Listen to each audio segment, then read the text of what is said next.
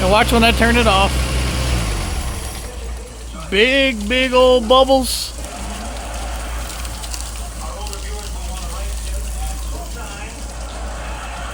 So something's grossly wrong.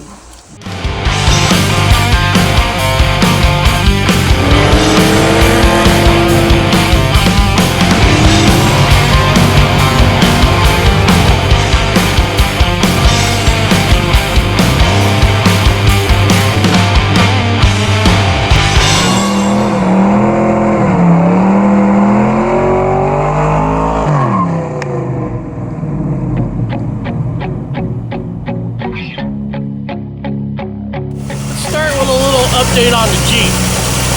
Why the leak down test was good, when I run the Jeep, it puts pressure in the coolant system. Continuous pressure in the coolant system. Something's wrong. Either exhaust manifold, intake manifold, gasket, something. Yeah, because that's all it does. All kinds of pressure. And watch when I turn it off. Big old bubbles.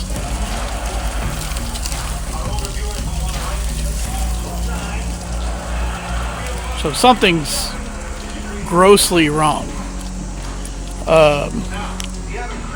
So I checked the timing. Timing's good.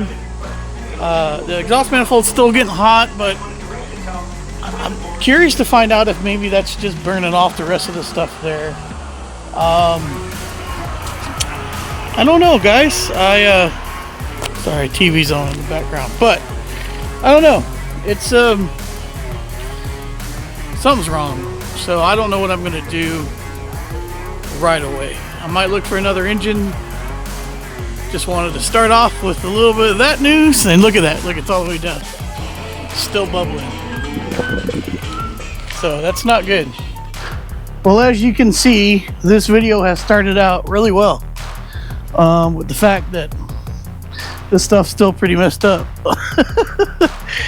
I'm pretty sure the head gasket is blown on this thing. Let's review. I've done a compression test, good. Leak down test, good. I've replaced the water pump with the correct directional water pump, because there's two, one for a serpentine belt and one for a V belt. I have a V belt. I have verified that this is the correct rotation for the V belt. I put a new thermostat in it. I pulled the thermostat out of it. I've put all new hoses on it. I've flushed the radiator and the block, which the radiator might be a little suspect. I've found some things that on it that it probably needs to be replaced, but that's not my problem. My problem is it's still creating a massive amount of pressure in the cooling system. So I don't know what else to do, and I think I'm just at my wit's end that I'm gonna go ahead and I'm just gonna pull the fenders off, pull the front clip off, and prepare to pull the head. Am I pulling the head today? I don't know. Probably not. I tried to it's gone even better today, because I tried to first pull the exhaust manifold off and I broke my 1/4-inch drive ratchet, and I'm not happy about that. And then my little microphone here, the receiver, I dropped it on the ground with the GoPro and things went everywhere, and it was quite entertaining. Luckily, I've used a zip tie and it's holding back together. However, eventually that has to go back into charger. So we're going to see how that works, because it's not going to be able to go in the charger with a zip tie. I just realized that. Anyway, let's see what we get through here. I'm just going to go after it and try to pull a whole bunch of stuff off here, try to get these fenders and this grill off. I've already had the grill off before, so yeah, here we go.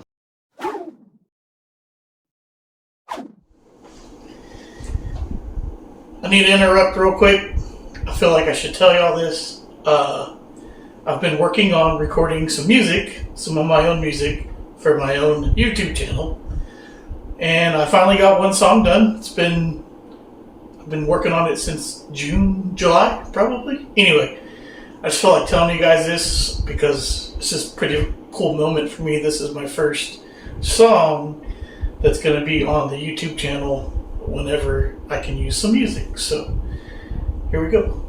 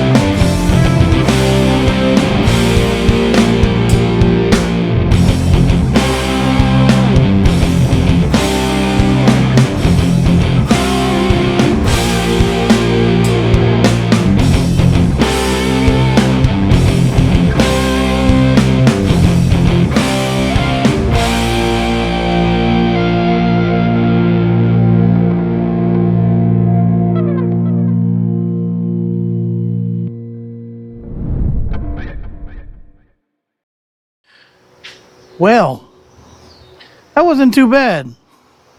For the most part, there's 4 bolts here. Looks like it's some kind of a capture deal.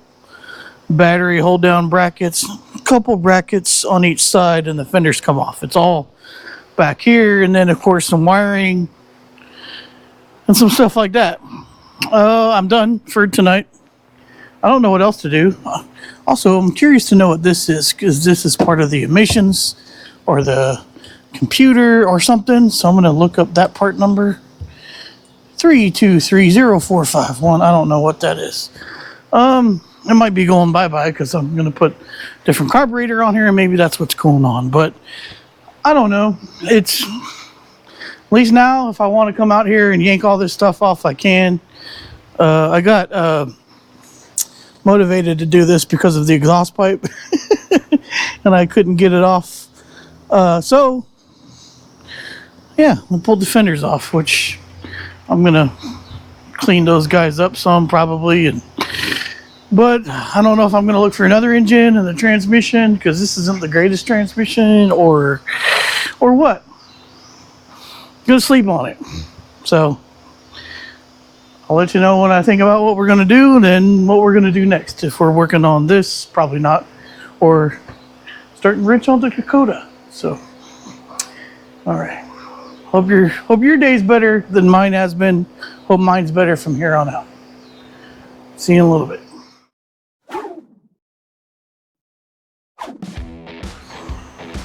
What a week it has been. I think you guys may have crudely seen the video where I had trouble with the Jeep because it is putting pressure into the cooling system, and we don't know why. The only thing I could think about is there might be a crack in the cylinder head, or the gasket may be bad. Well, I made a total 8-hour trip to and from somewhere yesterday with my wife to pick something up. And I'll show you guys that here in a second. But today, Sunday, I've been kind of going ham on getting this thing stripped down. So I've got the intake manifold and the exhaust off, stripped out everything I could. I got the wiring out of the way because I want to pull this cylinder head off. So let's pull it off. I'll get everything loose. Let me pull all the bolts out, and we'll see what we're working with.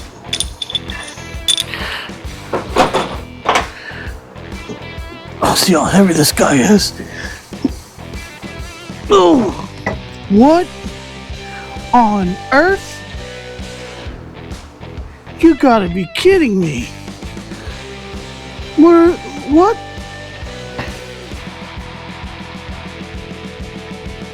Okay, so maybe it wasn't the ducts, but it was kind of funny, right? I think it was funny.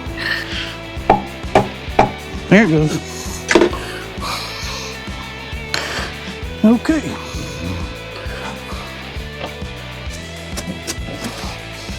Nope. I got one bolt to take off.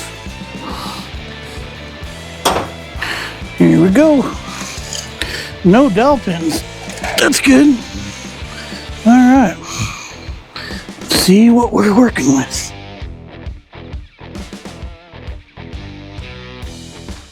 Nothing that's super obvious. Huh. Okay. Well, it is a metal head gasket. It is older. I guess these motors don't have dowels on them, which is interesting. Huh. Okay. Well, let me get this out of the way. All right. Sorry, we're on the phone for a second. This is the filthiest head surface I've ever seen. And I have a gut feeling I know what is going on. Look how disgusting it is in everywhere. I think someone pulled the cylinder head off and then looked at something and threw it all back together. I don't think it was torqued properly. I just put my finger in these guys because all of these water ports were like kind of crusted over. And I don't know exactly. I think they're just supposed to be round. And I'm not necessarily sure these bottom ones are even supposed to be open. No, that looks right. I think, no, I don't know. I really don't know. That's very, very interesting how you don't have water ports here and here, but we do here and here, or exhaust ports or something. I'm not 100% sure, but this should be the water ports because you have these little open areas right here. So that should correspond to these. Some of these are like perfect circles. So let me grab a screwdriver or something. The surface is absolutely disgusting. All the extra crap in here that fell down in all the cylinders. I think this was pulled off and then put back on. And if you look at the gasket, I think that's what happened. I don't think anything was cleaned. You can see all these bulges where water is seeping through. I don't see any full-on cracks or breaks in the gasket yet. It is a metal gasket, but this thing is hideous. So I think someone took it off and slapped it back together, maybe thinking that they were done with it and then they sold the Jeep. I think that's what happened. I don't think it was the people that I bought it from, but it happened at some point in time. And it's filthy. So something ain't right. But in a minute, I'll show you exactly what I got to fix it. So, like I said, my theory is somebody took it apart, put it back together. It's absolutely filthy, all the gunk everywhere. And then we have some interesting things back here where it's all cleaned out. I don't know. I do think something back there may have been my issue and getting pressure into it, because if they didn't clean all this stuff off, there could have been grime that made a passage from the exhaust to the water, and who knows. But that's my theory. I don't know if I can prove it. I think this engine is rebuildable. That's kind of what I'm getting at. However, I'm not going to rebuild it.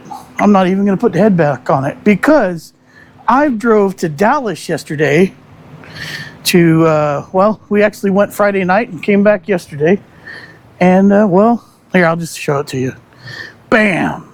Yep, another 4.2 out of a good running Jeep. And it's in pretty darn good shape. And I'm going to swap it into this Jeep. I'm not going to do it on this video. I do want to get it all cleaned off.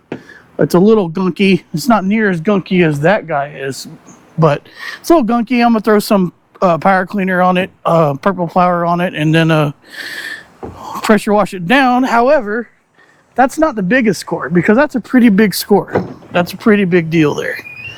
But what is the biggest score is this guy right here. This is a T5 transmission that is super tight. Oh yeah, I love it. So that guy is going to go in the Jeep as well. We're going to have 5-speed overdrive transmission. And it's going to be a lot less sloppy than that SR4 that's in there now, which is just, it's a disaster. So this cost me a little bit of money. It was not extremely cheap. However, this is a fantastic setup, so I am not going to complain in any way, shape, or form. That's interesting. I wonder why that's like that. But yeah, this guy's going to go in the 81 CJ.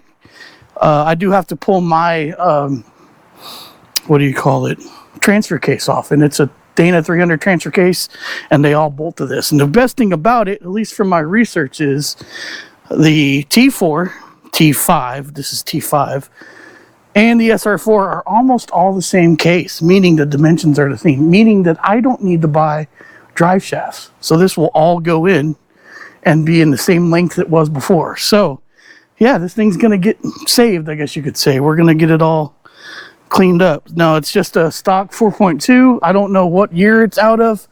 I don't remember if this was the original motor to the guy's truck or not. And his name was Dave. Thanks, Dave. I'm looking forward to throwing this in there.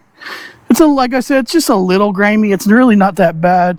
So we're going to throw some purple cleaner on it, let it soak, and then we're going to hit it with the pressure washer. So that's what I'm going to do now. And then we're going to get ready to pull it out of the truck somehow, some way. That's going to be fun. So, because we put it in with a electric hoist, right? It wasn't just a engine hoist. It was an A-frame. So, all right. Yeah, let's get to it.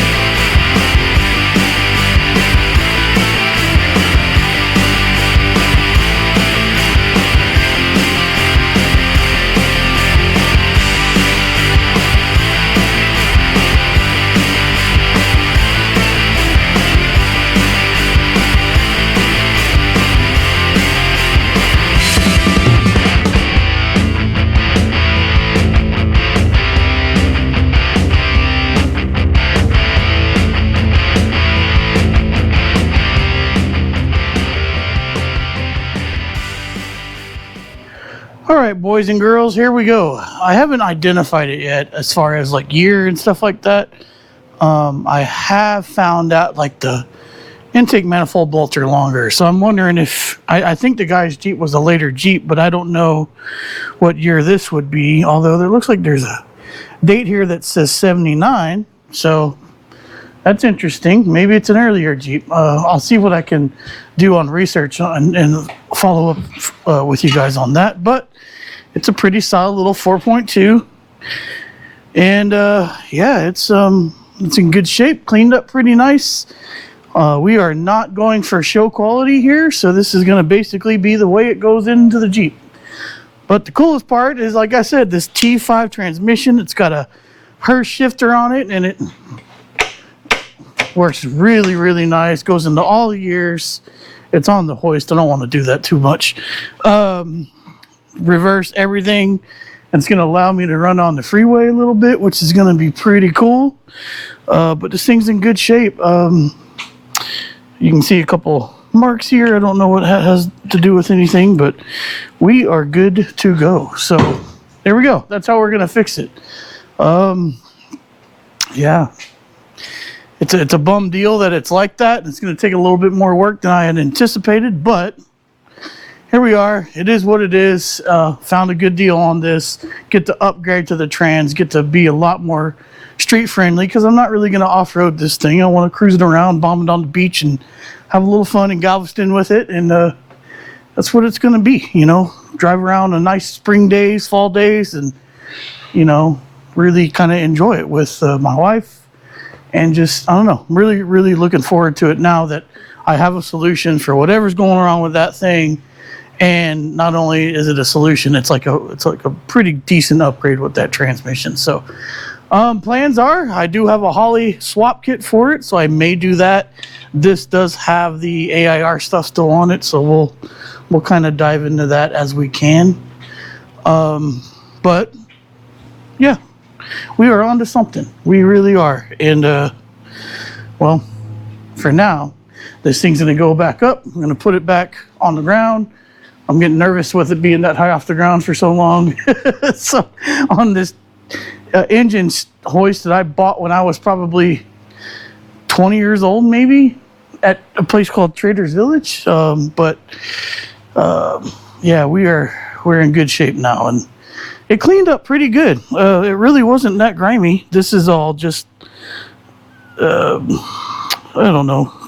I don't know if it's block or if it's missing paint or what. Got some casting numbers and things to that extent.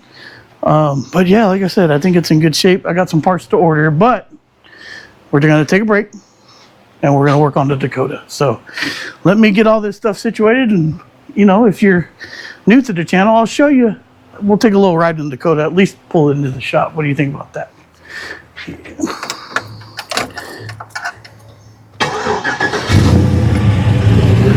Yeah.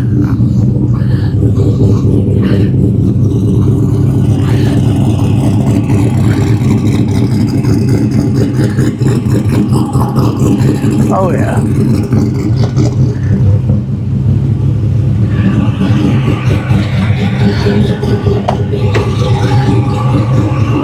Bring this guy back in the shop.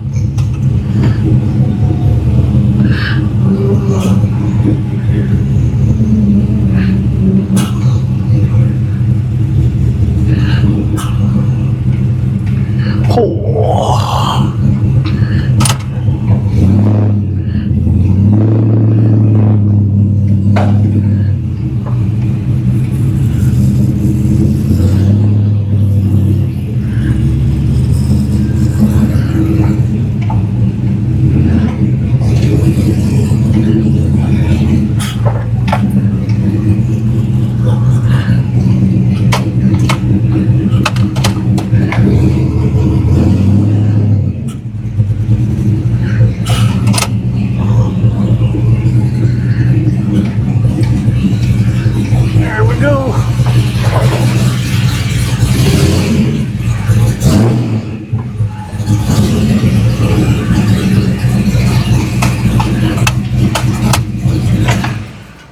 There we go.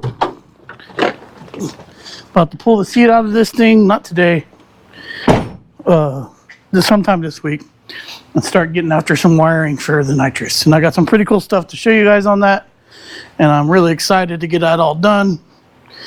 Jeep's gonna hang out just like it is for a little while.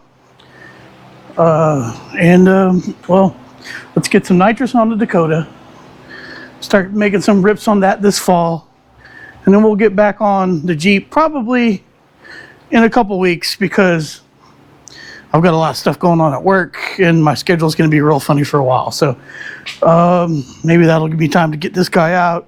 I've got to do some research on some stuff anyway, and I'm just worn out today. I guess you guys might be able to tell because I can't even talk. So let's shut it down, and we'll hang out next time. So if you're new to the channel, we have all kinds of different stuff. That's why I just drove the Dakota in, even though we're working on the Jeep. Typhoon, Bel Air, Sonoma GT. We've got a Corvette Z06, and this is going to be a twin turbo 4.8 liter Dodge Dakota. 4-point great, I guess you could say. And well, yeah, come hang out with us. Please consider subscribing and hanging out with us. I know a lot of you already have subscribed, and I can't thank you guys enough, but I'm going to thank you again. So thank you for subscribing and hanging out with us. Check us out on social media, which is just Instagram and Facebook. I post there infrequently, but when cool stuff comes up, I try to post it up there. So that's at the Racer X Garage. And well, I'm tired. I'm going to clean up, take a shower, and enjoy the rest of my Sunday. I hope you do the same, and we'll see you next time. Until next time, you know the deal. Y'all be good.